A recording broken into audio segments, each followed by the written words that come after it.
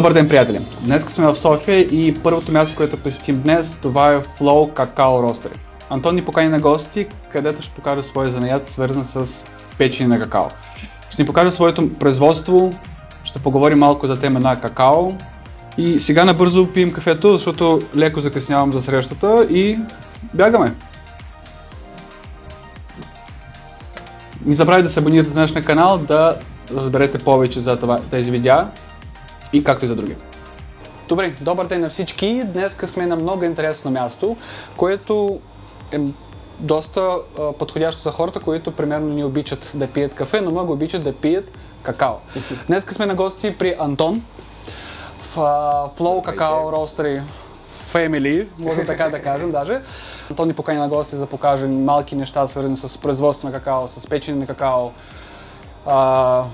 с различни видове на какао ще разкаже за нас. Ще направим малка екскурзия и после ще седнем на прекрасно диванче, което вече е подготвено за... Да, по чаша какао. Да, по чаша какао и да разкажат малко за себе си и за самото техния занаят. Ами, добре да дошли, Валери. Благодаря. Радвам се да ви посрещнем тук в нашата какао лаборатория, както я наричаме. Добре ни представи кои сме ние, Flow Cacao Roasters. Ние сме малка семейна компания за български, трябва да го вложим нещо като пекарна за какао, макар че хората ги объркат често с тази пекарна, хляб, печете, печива. Но ние сме трима, аз и две сестри, Мария и Анна. Ще има възможност да ги покажем и тях, че те са си за показване. Ами, ние какво какаото, историята дългичка е при нас, в смисъл почна далече 2013 още, през годините леко по леко еволюира, жужа какаовата муха, както я наричаме. И всъщност 2018 се озовахме в Централна Америка и Гренада, няколко карибски острова там обиколихме. И там идеята вече беше и цялото ни посещение и престой в тези интересни земи беше изцяло свързано с какаото и желанието да научим възможно най-много за това шантово магично растение, как се гледа, как се бере, да се запознаем с хората, които го отглеждат, как се ферментира, суши целият този магически техничен процес и всъщност да се научим как да правим много як шоколад. Да. Иначе сега, ако почнем от съвсем начало като процес, как го нарече, сега ми хареса екскурзия из лабораторията, това можем да кажем, където сме в момента, пространство е първия етап, първия стейдж от процеса. Какаото пристига в такъв тип чували, подобни на кафето, зебло, мисля, че ги превеждаме на нашия си роден език, юта, джут е на английски, но сега ние в момента чакаме партида какао, малко изглежда босичко, но това е положението. В момента имаме, ние работим с малки ферми и кооперативи, може би е важна точка да го вметна това. Като това, което правим е почти директен внос. Работим само с един партньор, човек много симпатичен в Холандия, в Амстердам, който се грижи за такъв тип малки шоколатери в Европа, да си правим групажни поръчки директно от фермите. Тоест той е линк, връзката с... И той се грижи съответно какаото да влезе в Европа, всички регулации, сертификати, органик, био, какво ли не, но ние сме били на доста голяма част от фермите, с които работим в момента. Сме били на гости, били сме на място при тях, видяли сме, пипнали сме им дърчетата, както се вика, видяли сме усмивките и сълзите им. Но за нас това е важно по отношение на буквално да знаем наистина откъде идва храната или въобще напитката, която консумираме. Ясен произход. Ясен произход. Със сигурност и максимална прозрачност на веригата и отношенията там. Като вече това модерно се нарича Fair Trade, честна търговия.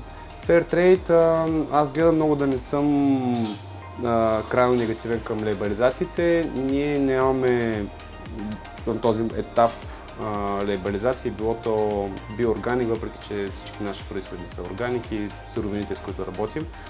Fair Trade минимум примерно в момента за какаото, за кафето не мога да говоря, може би ти знаеш повече. Мисля, че е около $1,80 за килограм мокро какао, като при нас в момента примерно кооператива, който така да го кажем най-малко получава най-ефтиното какао, получават фермите, не кооператива, между 4 и 5 евро за килограм мокро какао, което е малко пъти над Fairtrade Minimum, но ние сме повече почитатели на Direct връзката или така наречената Direct Trade, което вярвам, че е малко отива вече в другата скала, малко beyond. Но ние работим с Централна Америка към момента. Това са държавите, в които сме били и всъщност произходите и какаото, които са ни харесали поне на този етап. Надявам се и вярвам, че ще стават все повече и повече с времето. Ние сме фенове на леко кисело плодовите произходи и съответно такъв тип сортове и произходи на какаото изглежда. Сега, какаото, шантаво растение, мога да вметна тук, че той е като гъба, съответно при него е ключово, както и при кафето самия произход.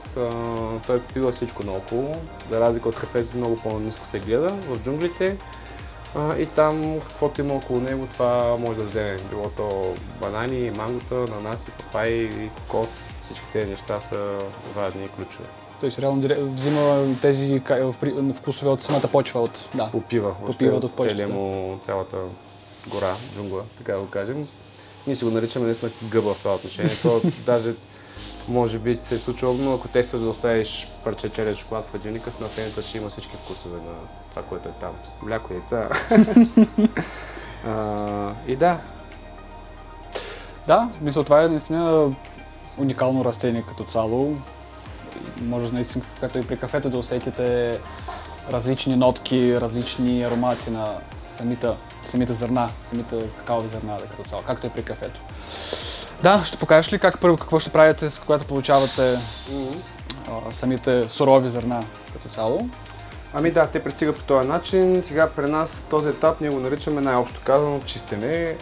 Ползваме такъв тип уред, тази маса. Ние сме се правили, страхотно е както виждаме с дъктейпа. Нали, тук в България казваме, че циксото всичко оправя. Но общото това, което правим е какаото минава със сигурност винаги през това сито, да го наречем, като идеята тук е да изпадат всякакви външни частици, било то пясък, малки камъчета. Тук също изчистваме за недобре ферментирали зърна. Как ги различавате? Ами, аз сега ако открия едно, този произход е страхотен в това отношение, доста малък процент като цяло, но да кажем, че нещо изглежда по този начин, т.е. тук е станал някакъв проблем по време на ферментацията, най-вероятно и при време на сушенето, зърното се е свило. По принцип стават много по-плоски. И това примерно. Да, абсолютно.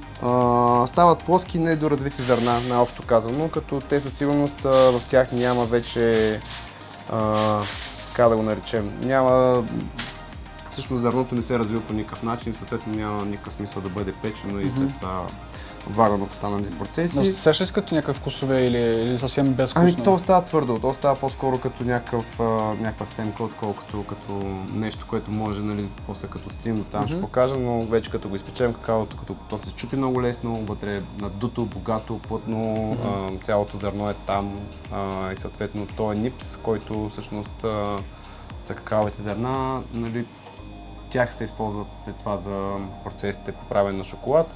В едно такова примерно недоразвито зърно няма съответно нищо останало за ползване. Да.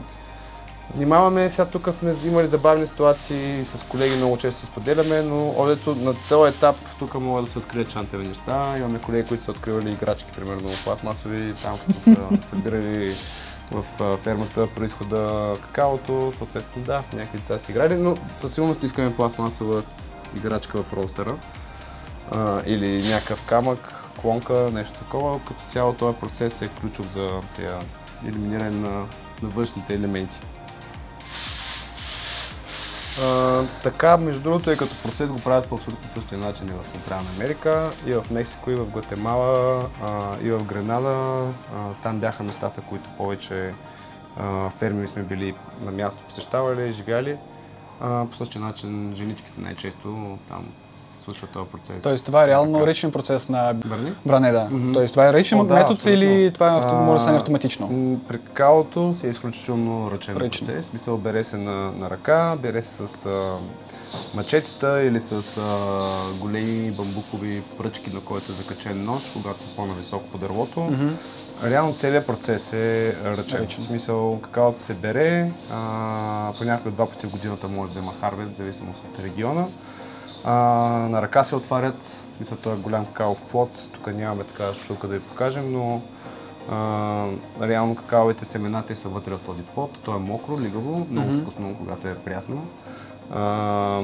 И съответно се събират изцяло на ръка всички тая пулпа, какаовата с какаовите зърна, носи се до съоръженията за ферментиране. Това са най-често и най-добрия случай всъщност са дървени кутии, големи съндъци, където се пъха какаото. И този процес на ферментация трае между 5 и 7 дни, в зависимост отново от региона и произхода. Там се случват много готини процеси на развиване на бактерии, плесени, дига се над 90 градуса температура. Много често тук си говорим за момента с суровото какао и реално кога едно какао е сурово, понеже поне по смисъла на суровостта 90 градуса вече не се приема за температура, която е. Така че нали, ние много често казваме за нас какаото може да е сурово само като си го скъса от дървото и си го хапнал директно. Всичко останало вече е някаква друга форма, всъщност тая форма, която виждаме. Върти се в тези кутии, много важен процес. Това е първият ключов процес всъщност за развитие на вкуса на всеки произход. Той се случва на място, веднага след бридвените процеси и след това е сушене. В идеалния случай на слънце. Сух метод вече на, както и при кафето примерно. Растила се, да, на големи, сега зависимост от сезона. Примерно в Гренада беше интересно там, като бяхме, понеже единия харвест е вече в част от дъждовния сезон, там се нареждаме едни огромни платформи, които нали, хора да следят за облачност и наблюдаваш облаците и ако се появят, нали, съответно те се избутват с релси директно под покрив, нали, под затворено пространство и това може да продължи цял ден такава игра, нали, вали, ще вали, няма да вали. Там имаха и много красив момент на този етап. Хората много често бяха пак жени и момичета. Те го наричат какаовия танц. Буквално се качва върху тези платформи, понеже какаото трябва да се... Да се движи постоянно, да. Да, подобно е малко на нашото, като гроздобера едно време, как мачкахме грозде. Но то трябва да се подритне, да се обърне отдолу, което е мокро, да изгочи отгоре да излезе. И като цяло много красиво, защото нали, тези хора се движат из какаото и малко като танц. Почти като танци на Андриано Челентано. Абсолютно. И всъщност това са двата ключови процеса на място, които сега, примерно, ето тук е интересна вметка, ние нямаме контрол върху този процес. Тук сме изцяло на доверие, че хората, с които работим, нали, знаят, имат технологията, ноу-хауа и въобще знанието да го направят както трябва. Процесът, по който вече ние тук имаме фактори, е втория ключов всъщност за развитието на вкуса, е печене. Като стигнем до там ще... Добре, принципно, примерно в кафето има такава професия като Q-грейдър, който оценява точно кафета, т.е. на различни точки и степени. Има ли такова нещо при какао реално? Има, да, абсолютно. Сходна е препратката. Дори колелото, ако погледнем на флейвър ноутс, на вкусовите нотки, на палетите, е доста сходно като идея. Има си дегустатори, херлум какао, точкова система, доста добра аналогията. Там обаче повече нали, препратката с кафето долу-горе приключва там, понеже при шоколада много често всъщност се консумира. Той нали, не е формата напитка, съответно под форма на по-скоро на вече печени, да. Шоколад, на какаото, нали, когато е нали, какао хънтер е тая позиция, в нашия случай да откривач на нови, но се правят разрези, кътинги на самите какаови зърна, как е била ферментацията, как е било сушението, доста хубава детайлна методология имат за оценка и подбор на... Примерно това какао, което в момента използвате за вашето производство, то е реално се смята вече като спешълци, оценено ли вече или... Да, оценено. Абсолютно. Това, ако трябва да използваме пак кафето за примерен налог, това е спешълти какао със сигурност. Това какао, всъщност, което в момента даже сме изкарали тук, финка кампура, гватемалски какао, страхотно на вкус, много кисело, по-долу, после ще си изпием по едно 100% вода да го опитате. Това е една от 17 ферми в света, които са Heirloom какао, т.е. с много висока клас и като цяло ние си работим с, как го кажем, гейшата на какаото. Тук виждам, че те са различни като цветове, т.е. от различни региони. Т.е. това е малко по-темничко, това е дори по-кафеникало. Да. Абсолютно, какаото е като снежинките в това отношение. Всеки произход си е различен, по-светло, по-тъмно, малки, едри, големи, тотално най-различни. В смисъл, примерно, визуално, в сравнение с кафето, тук разликата вече е, нали, огромна. В смисъл, може да имаме най-различни шантеви, огромни, сплескани зърна, по-малки, ситни, неферментирали и всичкото може да е много вкусно или много лошо, в зависимост, но може би има някъде казване, че две какаови зърна едва ли се намират през това е вече какао от Никарагуа. Това е Никарагуа, да. Ние като цяло в момента работим Никарагуа, Коста Рика, Хондурас, Гватемала. Сега чакаме и интересни нови произходи от Мексико и евентуално от нашия любим остров Гренада, но ще видим. Там няма да бързам да разкривам. Добре, значи вече можем реално да минаваме към втора стъпка след обработката и филтрация на това какао. Явно това е печене. Да.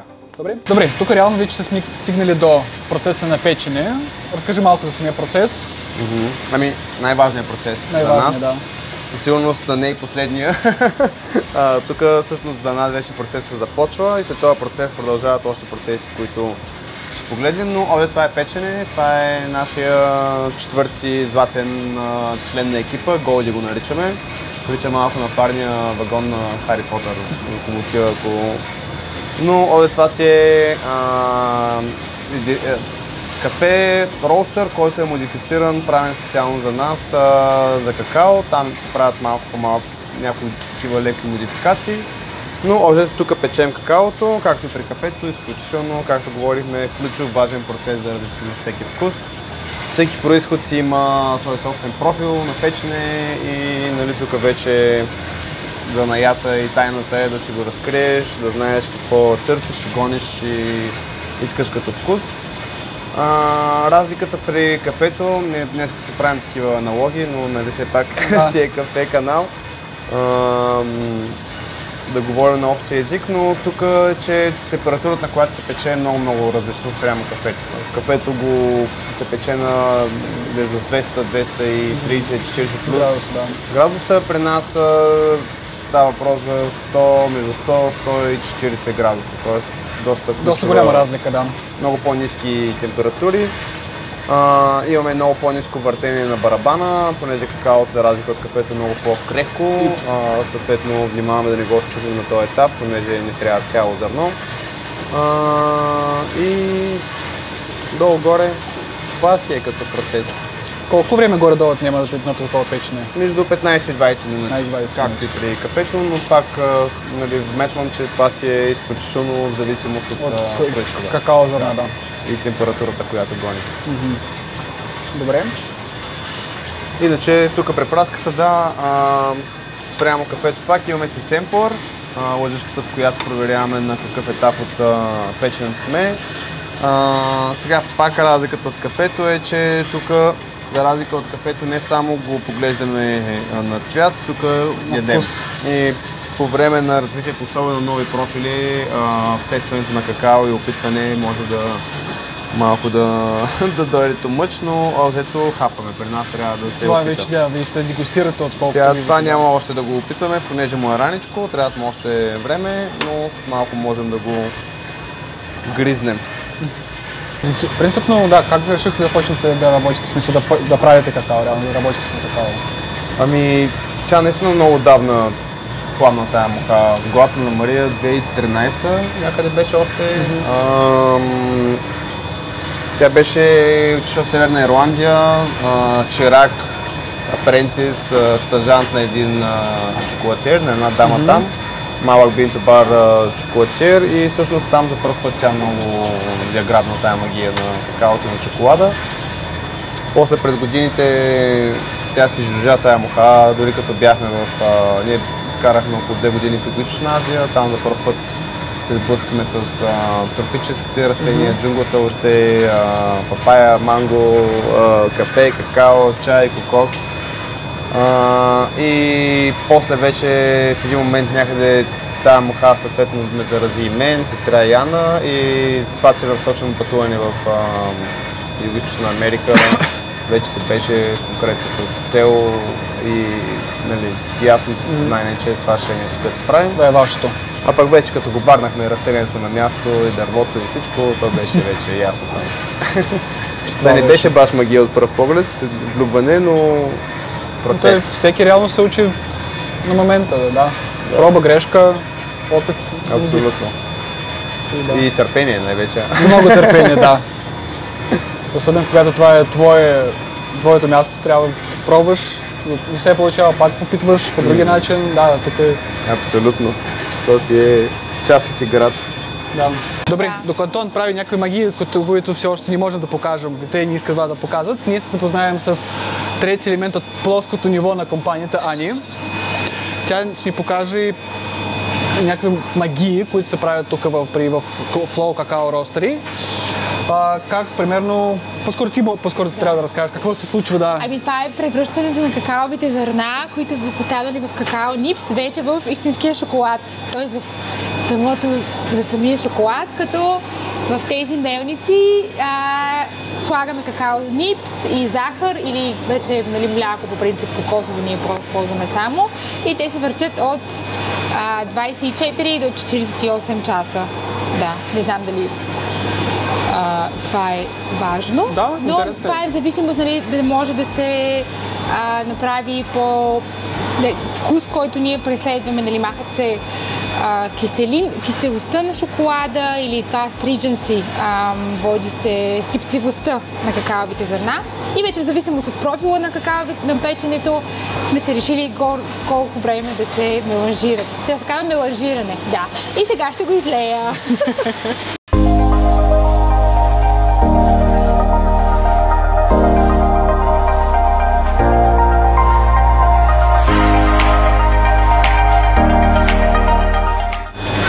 Изглежда много вкусно. Този ни е 70% с кокосова захар и какаови зърна от Хондурас.